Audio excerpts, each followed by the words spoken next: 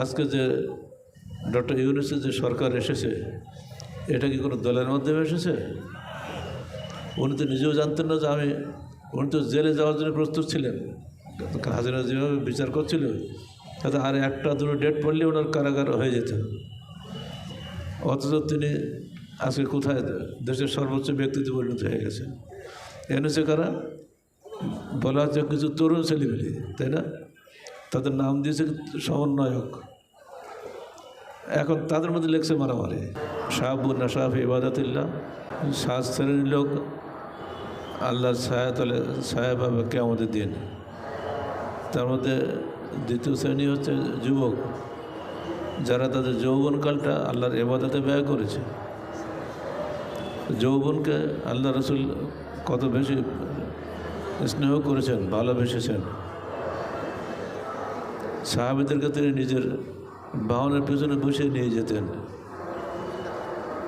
মুআজকে নিয়েছেন, ইবনে আব্বাসকে নিয়েছেন, এগুলি হাদিসে পাওয়া যায়।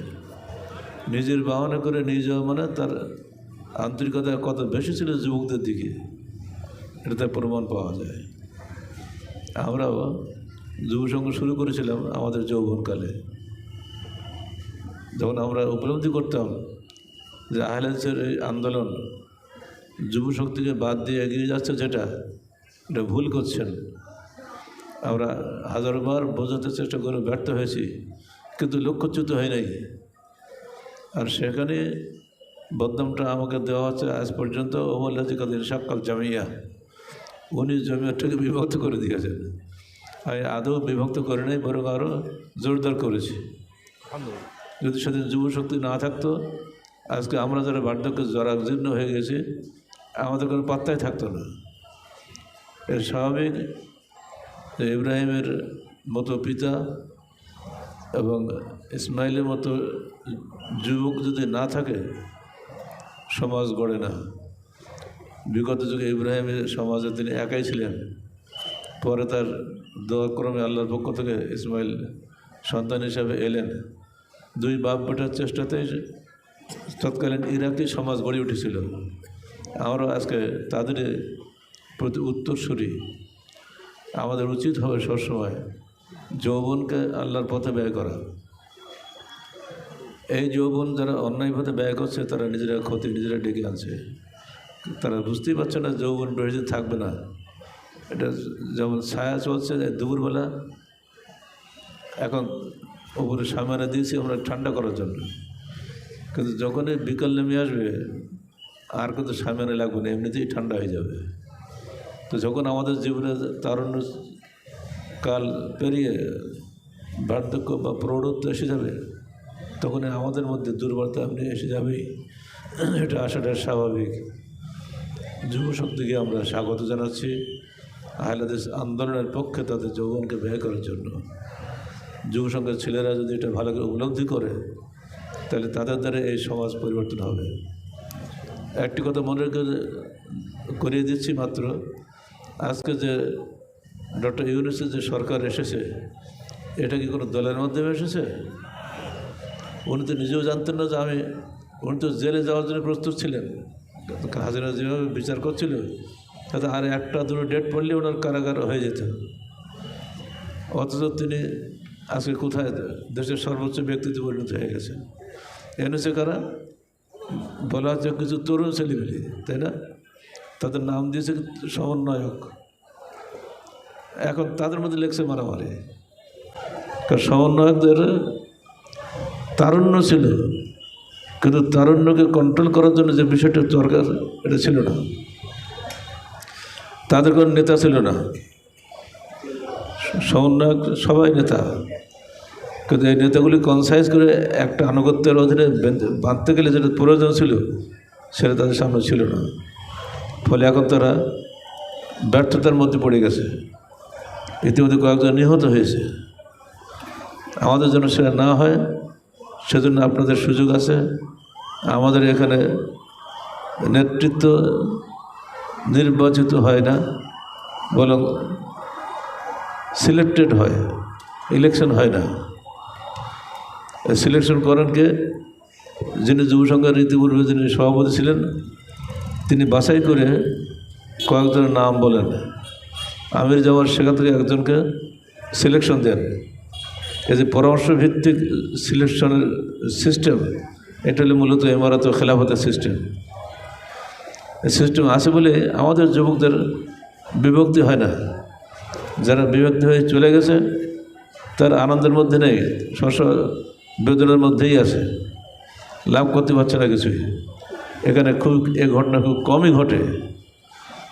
আমাদের মধ্যে ইমারত বায়াতের সুন্দর সিস্টেম আছে বলেই আমাদের বিভক্তি সাধারণত হয় না। যুবকদেরকে বলবো, তোমরা সবসময় আনুগত্যের মধ্যে থাকবে। আনুগত্যহীন সংগঠন কোশ্চিনকালে আগাতে পারে না। আনুগত্যহীন সংগঠন সাময়িকভাবে ফুলে ওঠে, ঠিক যেমন রস জাল দিয়ে গুড় বানায়, যখন গুড় বানানোর আগে রসটা মলে ওঠে না, একদম মনে এক হাঁড়ি গুড় হবে, কিন্তু যেই আগুনটা নেমে যায় সঙ্গে সঙ্গে সমস্ত রসগুলো নিচে নেমে যায় না, ধপ করে ওঠে, ধপ করে নামে।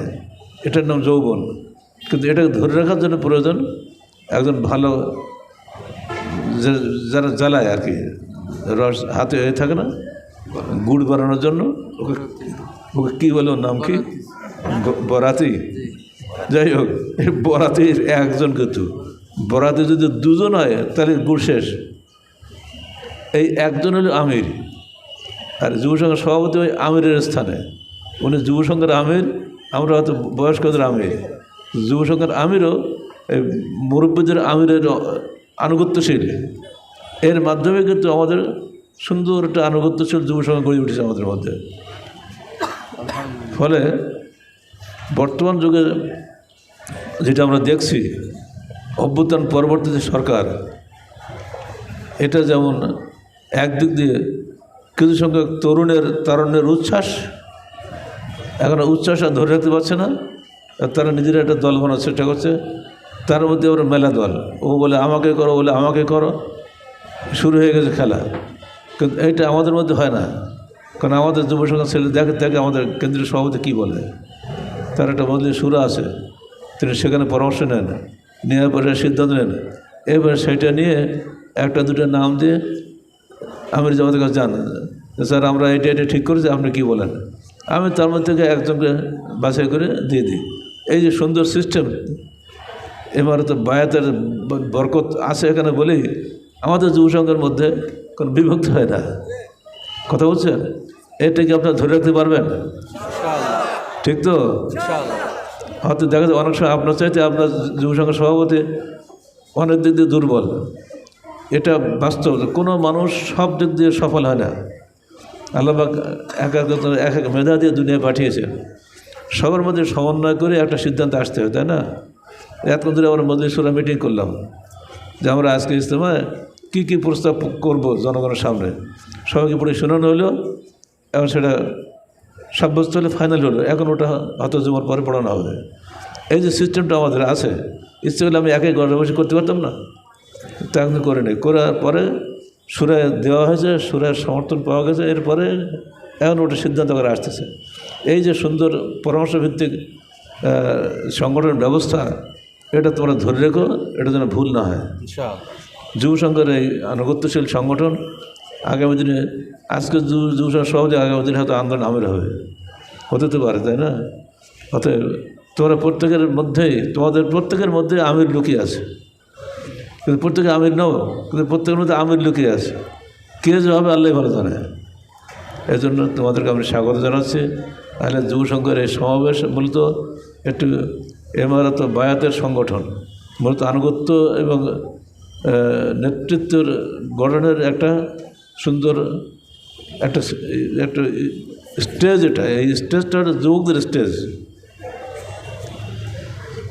আমাদের তৎকালীন নেতৃত্ব এটা বুঝতে চান না বলে আজকে বলা হচ্ছে জামাত বিভক্ত হয়ে গেছে। কোশ্চিনকালে বিভক্তির চিন্তা আমাদের কারোর মধ্যে ছিল না, আজও নেই।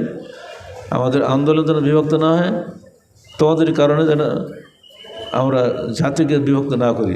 জাতি কিন্তু সবসময় কেন্দ্রের দিকে তাকিয়ে থাকে, জাতি কখন নিজেরা ভাঙে না। নেতা ভাঙে, তার ফলে জাতি ভাঙে।